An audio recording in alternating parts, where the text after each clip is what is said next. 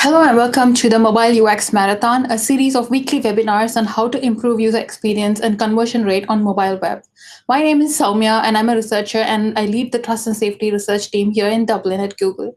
Today's webinar is about how to do UX research in 6 steps, and we will be specifically focusing on task-based usability studies.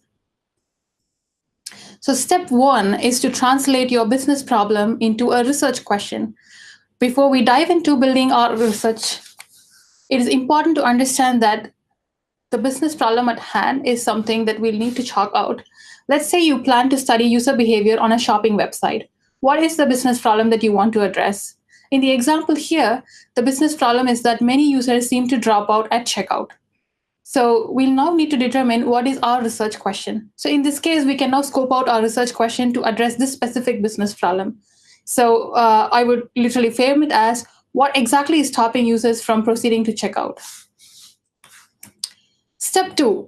Once we've identified our research questions, the next logical step is to plan the study design. Study design involves 2 primary steps. The first step, of course, is to choose your study format.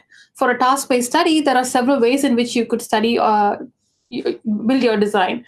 You could choose for the study to be an in-person study, a remote study, or a field study. In-person studies can either be purely observation-based, where the researcher observes how the participant performs the task at hand. Think Aloud studies ask the participants to share their views as they perform the task and can give us more insights into the participants' actions. Remote studies, on the other hand, could be moderated, where you could use video or web conferencing tools to share the screen and observe the participant remotely. Remote studies could also be unmoderated, where you provide detailed instructions for the task. Field studies, a third category of the way you can do these studies, can be useful to observe participants in their natural setting without inducing the artificiality of a UX lab. As part of study design, the second step that you would do is to create tasks. The next step is basically to creating the tasks that can help us answer the research question. So depending on your research question, tasks could be either exploratory, that is, for example, measuring the user sentiment about the look and feel of your website, or tasks could be completely closed-ended, where the participants are given a goal and a clear success and failure outcome can be measured. A study may comprise of just one task or require completion of several tasks. Compiling the instruction for the task is a major part of building out your study script. Step 3 is basically building out your survey questionnaire. Once you've identified the task, the next step is to build out additional questions that can help support your study. Unlike a full-fledged survey, you could think of choosing a pre-test questionnaire and also a post-test questionnaire. Again, really depends on the study that you have at hand and the type of task that you have. Pre-test questionnaires are typically used for screening participants. It is also used to collect few additional demographic information. It could also include consent forms, NDAs if required. Post-test questionnaire is critical, particularly when you're doing task-based studies. It allows you to ask for specific follow-up questions about the experience with the task. Step 4. The next step is identifying participants for your study. So 3 things to keep in mind while you're recruiting participants for your study. Firstly, aim to get participants that match your product personas. For example, an educational website is likely to have students and parents looking for courses, while teachers might be coming to this site to look to offer courses.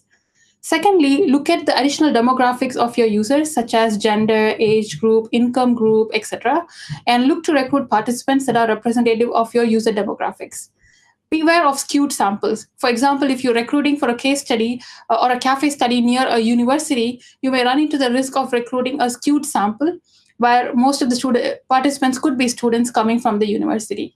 So just be aware that while you recruit, you may end up having a skewed sample rather than what matches the demographics of your website. Thirdly, determine how many participants you need for your study. The study format can also induce constraints on the number of participants you will need or could recruit for your study. Saturation is something to watch out for as you decide the number of participants that you will need for your study. Step 5. So the next step is, before you go live, is to test out everything that you've built so far. Test the study script and rehearse it with another colleague. For complex studies, pilot testing with a few participants might be really helpful. It is also important at this stage to ensure that the research that we are conducting is safe and just from the participant's perspective as well. When in doubt, consult with an expert or ensure that you can get additional reviews done before you can go live. The last and final step, and the most critical step, is to actually conduct the research, capture, and summarize the results. There are several ways to capture and summarize the results. We've listed a few examples here. For example, audio and video recordings are a great way to capture the participant's experience. Screen grabs and screen recordings are particularly useful for user journey testing. You could also use measurement methods such as density of clicks or eye tracking if you can have those equipments in your lab. In most task-based studies, you could also compute the task completion success rates or even measure the task completion times. If you do not have any of these tools at your disposal, even taking notes on a spreadsheet or a notepad is always an option. So here are some resources for you to look at, and you can find more of these resources on our webinar site. The website also has more information about upcoming live streams, resources, and decks. The link to our website is also in the video description. So these are the 6 main steps for conducting a task-based UX study. Hope you found this video useful, and thank you for watching this video. You can find more resources on our website, and you can download this presentation on our Mobile UX Marathon website. Thank you.